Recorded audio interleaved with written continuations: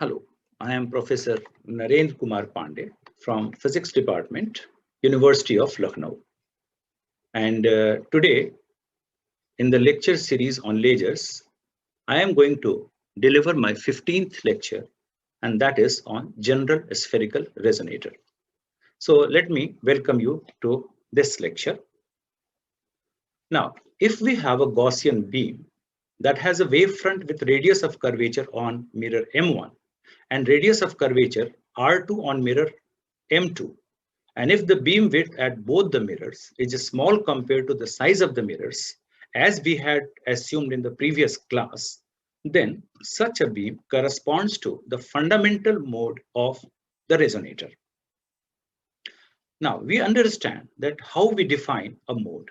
If any field pattern repeats itself after every round trip, then it is a stable mode that will exist and oscillate in the optical resonator.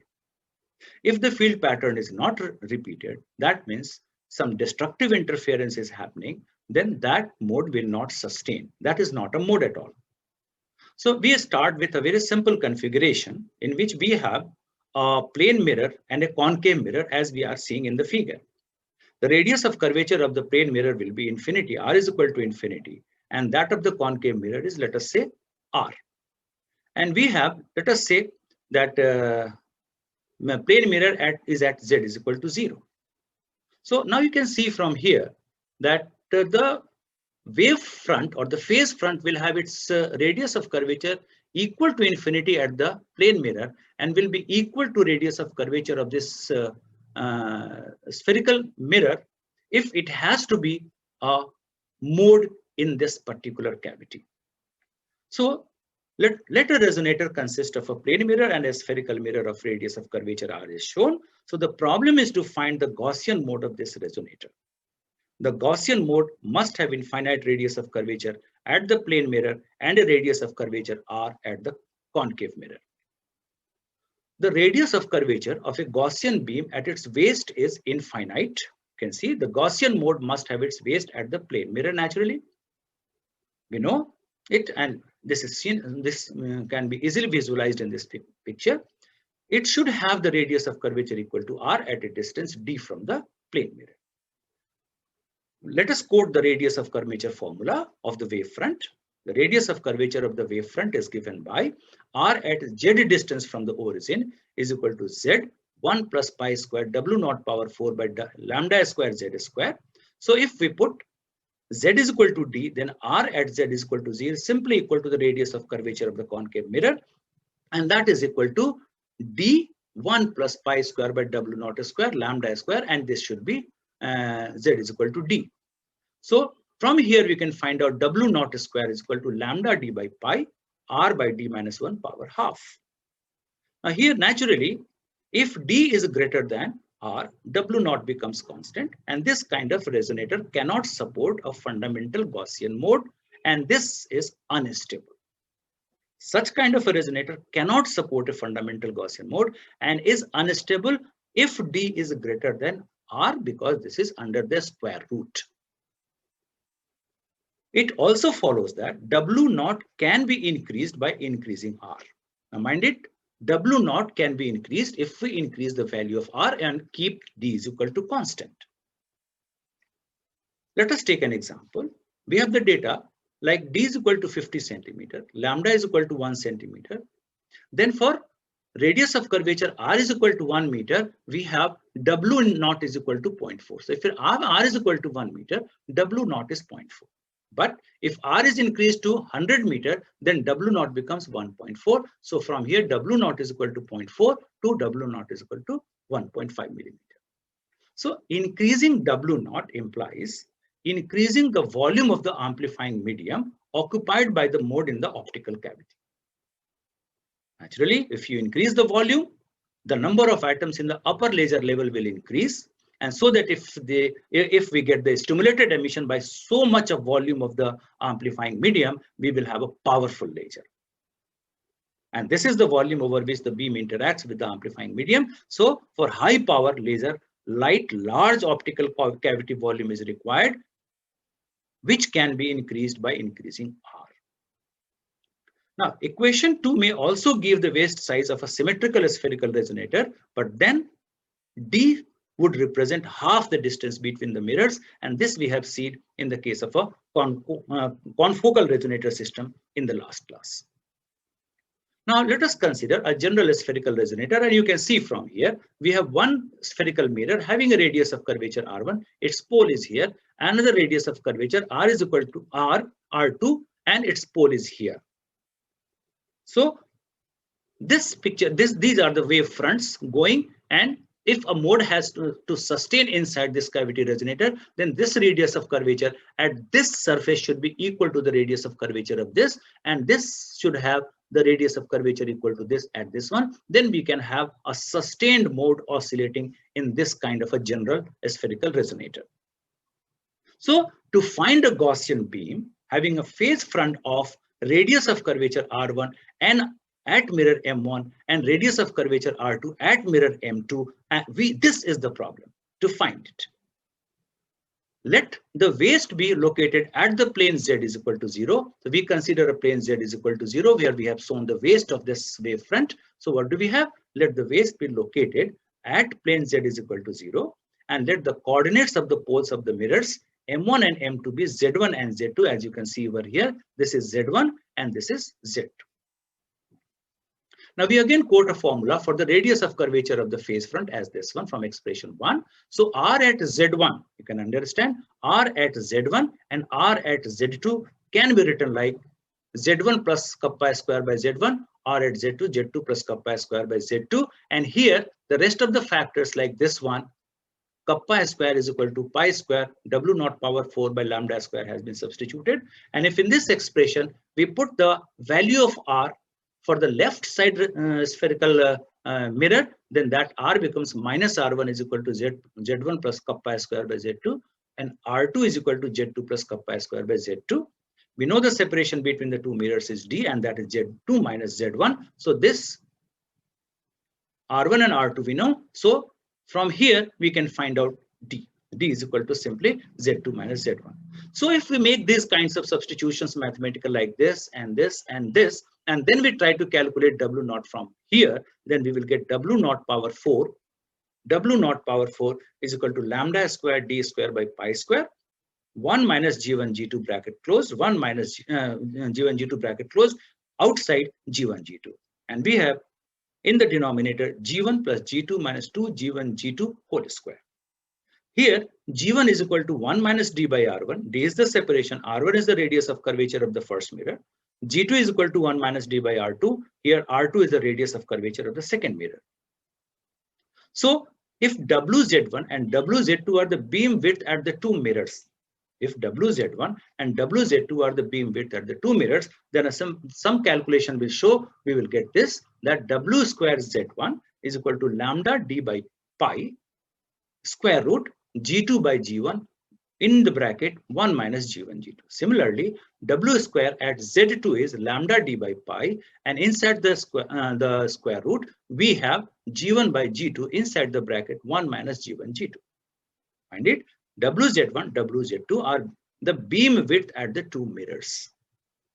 And for this analysis to be valid, the transverse dimensions of the mirrors must be large compared to this, as we had supposed in the last lecture itself. From expression 8 and 9, for the existence of a stable Gaussian mode, if we want to have a stable Gaussian mode, we can understand from these two expressions that G1, G2 should be greater than equal to 0. Otherwise, you can see should be greater than equal to 0, but less than equal to 1. If it is greater than equal to 1, then this becomes a negative quantity and the whole thing becomes imaginary. So for the existence of a stable Gaussian mode, we have G1, G2 greater than equal to 0, but less than equal to 1. Or if we substitute for G1, G2, we can say that 1 minus D by R1, 1 minus D by R2 should be greater than equal to 0, but less than equal to 1. Now, this condition mentioned in equation 10, that is this one, is referred to as the stability condition for an optical resonator. This is the stability condition for an optical resonator. And resonators satisfy this condition G1, G2 greater than equal to 0, less than equal to 1, these resonators are termed stable. And outside this range, resonator becomes unstable. And of course, a point in the stability diagram represents a resonator. Like we have plotted over here, you can see the stability diagram, the graph between G1 and G2, and all the points falling between in the shaded region represent stable resonators, and those falling outside will represent unstable resonators. So this is the stability diagram for a resonator system. And let us consider a couple of examples from this. We take the coordinate G1, G2 as 1, 1. So G1 is equal to 1. That means 1 minus d by R1 is equal to 1. That implies d by R1 is equal to 0. So R1 is equal to infinity. Similarly, 1 minus d by R2 is equal to 1. D by R2 is equal to 0. So R2 is equal to infinity. And if R1, R2, both the radii of curvature of both the mirrors is infinity, it represents a plane parallel optical resonator. You can see from here. Much in the same way, if we have a point like this one, where the coordinates are 0 and 0. So this one you read 1 minus d by R1, and you read this one as 1 minus d by R2. So 1 minus d by R1 is equal to 0. So d by R1 is equal to 1. That means d is equal to R1. Similarly, we have d by R2 is equal to 1. So d is equal to R2. That means R1 and R2 are equal, having the same radius of curvature, both the mirrors, and the separation between the two is also equal to the radius of curvature or of either of the two mirrors. That means we are dealing with a confocal resonator system that we have already discussed in the last class. So this point refers to a plane parallel resonator. This point refers to a confocal resonator system. You can see from here. And let us consider this point -1 and -1. So if 1 minus d by R1 is -1, 1 minus d by R2 is equal to -1, d by R1 is 2, d by R2 is 2, so d is equal to 2R2, d is equal to 2R2. So R1 and R2 are equal to R and d is equal to 2R. So naturally, this is a concentric spherical resonator. You see, this is R, this is R. Separation is 2R. And this radius of curvature R1 is R, and this radius of curvature R2 is R. So we have R1 is equal to R2 is equal to R, and D is equal to 2R. Then we are dealing with a concentric optical spherical resonator. So this point is a plane parallel resonator. This point is a confocal resonator. This point is a concentric spherical resonator. Much in the same way, if we have a point like this, which is a hemispherical one, you can see hemispherical resonator. If we have a point like this, both the mirrors are concave mirrors. If we have a point like this, whose coordinates are 2 and 1/3, it will resemble a concave convex resonator. So all the points lying in the shaded region, they represent a stable resonator. Points outside refer to non-stable resonator. And this is the stability diagram of a resonator system. Now let us see one thing we should be clear about, that we had presumed a Gaussian function as a solution to these mathematical expressions. So we have till now seen only Gaussian modes to be present inside the resonator. But it is not simply the Gaussian modes that are present inside the optical resonator. So higher order modes are also there. So let us see it. A mode of a resonator repeats itself after every complete round trip. This is the basic definition of a mode. Now, applying this condition, it was shown that a modal field distribution satisfies the following equation in the last class. This was under the approximation that mirrors were of large transverse dimensions. A Gaussian field distribution that satisfied 11 and 2, and that they represent the Gaussian field distribution represented a mode of the resonator. Now, equation 11 that we are talking about is satisfied basically by an infinite set of functions known as Hermite Gauss functions, represented by hn xi e to the power of -xi square by 2. Here, hn xi represents the Hermite polynomial of order n. Of course, some lower order polynomials may be written as following: h0 xi is equal to 1, h1 xi is equal to 2 xi, h2 xi is equal to 4 xi square minus 2, etc. These polynomials can be seen in any mathematical physics book or even in mathematics books also. Now, the Hermite Gauss functions satisfy the following general equation. What we call the Hermite Gauss functions, they in fact satisfy this particular following equations. What are they? I to the power of m, hm xi, e to the power of minus xi square by 2 is equal to 1 by 2 pi power half minus infinity to plus infinity integral hm xi dash e to the power of minus xi square by 2 exponential I xi dash d xi dash. Now let us see if we compare the expression 11 that we have 11 and of course the general expression satisfied by the Hermite Gauss functions. If we compare the two, then we are going to get this. P as a function of xi is equal to hm xi e to the power of minus xi square by 2. And kappa is equal to exponential minus I kr by 2 minus m plus half pi by 2. This is expression 15a and 15b. Much in the same way, q eta is equal to hn eta e to the power of minus eta square. And similarly, tau is equal to exponential minus I kr by 2 minus n plus half pi by 2. Now, we had used the separation of variables to split s xi eta into p xi q eta, and sigma was introduced as a complex constant as sigma is equal to kappa tau. So sxy that we had introduced as a new function in the last class, sxy we quote from there is equal to fxy exponential minus ik by twice r x square plus y square. So now let us substitute for p xi q eta from 15 and 16. This is 16, similar equation 15. Substitute for p xi q eta from 15 and 16 into expression 17 and use equation 18 then, this function. Now we get the field distribution corresponding to Mn mode on the mirror. What are they? Fxy is equal to C hm x by w naught hn y by w naught exponential minus x square plus y square by 2 w naught square exponential ik by twice r x square plus y square. Here c is a constant and let us call it expression 20. Now the above this field distribution is known as TEM Mn mode. This field distribution given by 20 is known as TEM Mn mode. The factor exponential minus x square plus y square by 2 w naught square represents the curvature of the wave front at the mirror.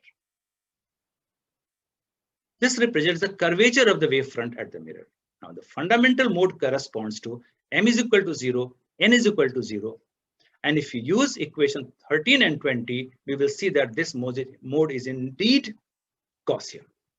So m is equal to 0, n is equal to 0 represents the fundamental mode. Now let us consider another mode, the mode TEM 10 mode. And if we put m is equal to 1, n is equal to 0, then we will be getting from this expression 20, if we put like that, and we have these polynomials known, some of the polynomials lower order we have already expressed here in expression 13. So we can say that the fundamental mode of course corresponds to m is equal to 0. And if you use 13 and 20, we observe that this mode is indeed Gaussian. The mode TEM 10 mode will correspond to a field pattern given by this.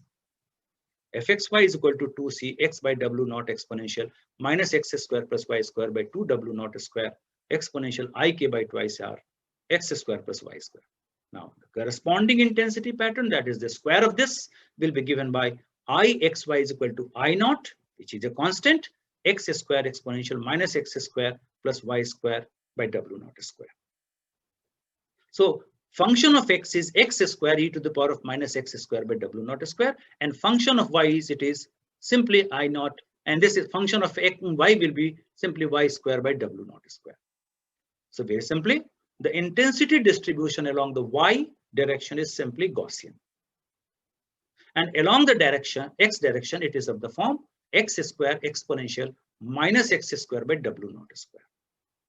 And the intensity peaks will be obtained at x is equal to plus w naught and minus w naught. And intensity will become 0 at x is equal to 0. Hence, if a laser is oscillating in the TEM 10 mode and the beam is allowed to fall on a screen, we will observe two distinct blobs of light on the screen, two distinct blobs of light. X is equal to 0, intensity 0, one at x is equal to plus W naught and one at x is equal to minus W naught. The fundamental mode of a stable general spherical resonator is Gaussian. The higher order modes corresponding to general resonator are Hermite Gaussian, as we have seen. Now let us substitute kappa and tau in equation 15 and 16. Sigma was kappa tau. So sigma will become exponential minus I kr minus m plus n plus 1 pi by 2. Thus, the phase shift in one half round trip is kr minus m plus n plus 1 pi by 2, which for a standing wave pattern must be an integral multiple of pi. That is kr minus m plus n plus 1 pi by 2 is equal to q pi. So from here we can find out nu, that is the frequency, m and q. That is equal to twice q plus m plus n plus 1 c by 4r. Now equation 24 gives the frequencies of oscillation of a mode characterized by m and q in any resonator. The frequency separation between two adjacent modes, the frequency separation between any two adjacent longitudinal modes, and we have seen it earlier also, differing in q by unity is given by delta nu q is equal to c by 2r. As we had seen earlier, that m and n refer to the transverse modes and q refer to the longitudinal modes. So if there is a unity separation in consecutive longitudinal modes, if we take q and q plus 1, for example, then the mode separation for longitudinal modes will be given by delta nu q is equal to c by 2r. So thank you very much for your kind attention for the spherical, optical, general spherical resonator we have seen. And these are certain references you can go for. And here is a disclaimer. This e-content is exclusively meant for academic purposes and for enhancing teaching and learning. There is no commercial or economic aspect involved, etc.